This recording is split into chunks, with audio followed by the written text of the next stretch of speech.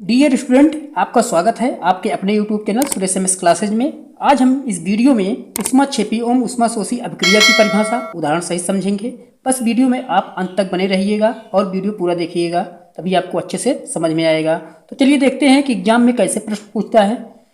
तो जैसे इसमें प्रश्न दिया हुआ है, ऊष्माक्षेपी एवं ऊष्माशोषी अभिक्रिया का क्या अर्थ है, उदाहरण दीजिए। तो इस टाइप का प्रश्न एग्जाम में पूछता है। और भी टाइप से प्रश्न पूछते हैं, जैसे कभी कभी पूछता है ऊष्माक्षेपी एवं ऊष्माशोषी अभिक्रिया की परिभाषा उदाहरण सहित दीजिए। और कभी कभी पूछता है ऊष्माक्षेपी एवं ऊष्माशोषी अभिक्रिया का एक एक उदाहरण दीजिए।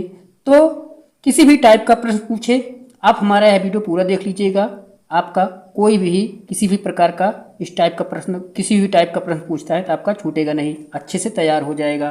तो चलिए इसकी परिभाषा समझते हैं क्या है। ऊष्माक्षेपी अभिक्रिया, ऊष्माक्षेपी अभिक्रिया तो इसकी परिभाषा है, जिन रासायनिक अभिक्रियाओं में ऊष्मा का उत्सर्जन होता है उन्हें ऊष्माक्षेपी अभिक्रिया कहते हैं। तो ऊष्माक्षेपी अभिक्रिया की यह परिभाषा है और इसका उदाहरण है CaO + H2O। अभिक्रिया का ये चिन्ह है, तीर का निशान जो दिया हुआ है, उसके बाद अभिक्रिया के उपरांत CaOH + ऊष्मा। तो ये रासायनिक समीकरण है। अब इस रासायनिक समीकरण के माध्यम से आपको हम अच्छे से इसको समझाएंगे, कैसे आपको इसको याद करना है। तो देखिए ऊष्माक्षेपी अभिक्रिया में क्या होता है कि इसमें जो है ऊष्मा का उत्सर्जन होता है।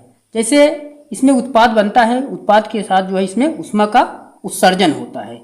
तो जिन रासायनिक अभिक्रियाओं में ऊष्मा का उत्सर्जन होता है उन्हें ऊष्माक्षेपी अभिक्रिया कहते हैं। जैसा कि आप उदाहरण में देख रहे हैं, इसमें दिख रहा है कि कैल्शियम हाइड्रोक्साइड, यहाँ एक कैल्शियम हाइड्रोक्साइड है और इसके साथ ऊष्मा उत्पन्न हो रही है।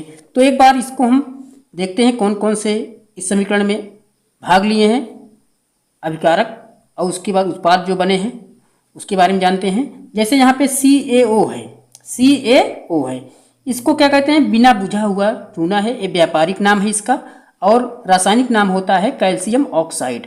और ये है H2O, इसको हम जल कहते हैं। उसके बाद ये तीर का निशान दिख रहा है, ये अभिक्रिया को दर्शाता है कि कोई रासायनिक अभिक्रिया हो रही है।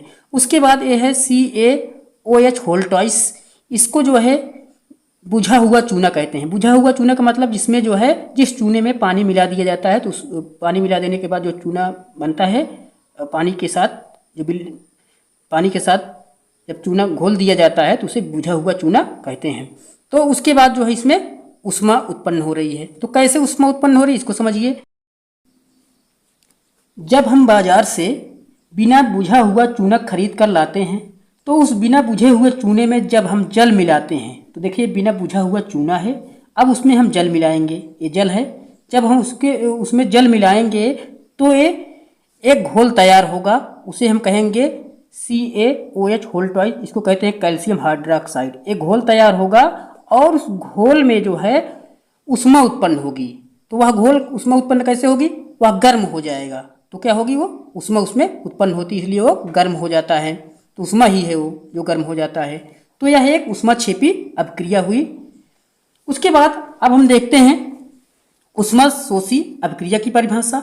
इसकी परिभाषा है, जिन रासायनिक अभिक्रियाओं में ऊष्मा का अवशोषण होता है उन्हें ऊष्माशोषी अभिक्रिया कहते हैं।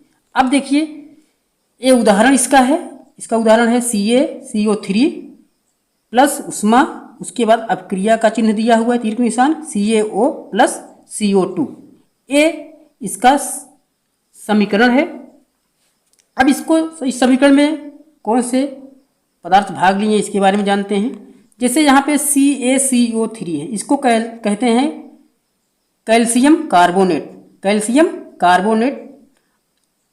कार्बोनेट एक रासायनिक नाम होता है इसका, और इसका जो व्यापारिक नाम है उसे हम चूना पत्थर कहते हैं, उसे हम चूना पत्थर कहते हैं। जब चूना पत्थर में ऊष्मा दी जाती है तो क्या होता है, अभिक्रिया होने के बाद, जो तीर का निशान है ये अभिक्रिया का चिन्ह है, अभिक्रिया होने के बाद वह जो है कैल्शियम ऑक्साइड इसको कहते हैं बिना बुझा चूना कहते हैं, इसका व्यापारिक नाम है, और कैल्शियम ऑक्साइड रासायनिक नाम है। तो ये कैल्शियम ऑक्साइड बनाता है और उसके साथ जो है कार्बन डाइऑक्साइड गैस बनाता है।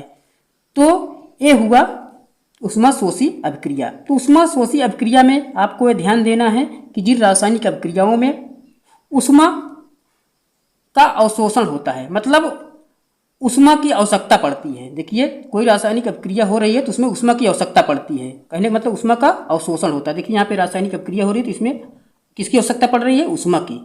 तो जिसमें ऊष्मा की आवश्यकता पड़ेगी अभिक्रिया होने के लिए, तो वह जो है ऊष्माशोषी अभिक्रिया होगी। तो इस तरह से हम ऊष्माक्षेपी एवं ऊष्माशोषी अभिक्रिया की परिभाषा अच्छे से याद कर सकते हैं। तो आपको हमारा वीडियो कैसा लगा? अगर अच्छा लगा हो तो प्लीज़ हमारे वीडियो को लाइक कर दीजिएगा, शेयर कर दीजिएगा। अगर हमारे चैनल पे आप नए हैं तो प्लीज़ हमारे चैनल को आप सब्सक्राइब कर दीजिएगा। धन्यवाद।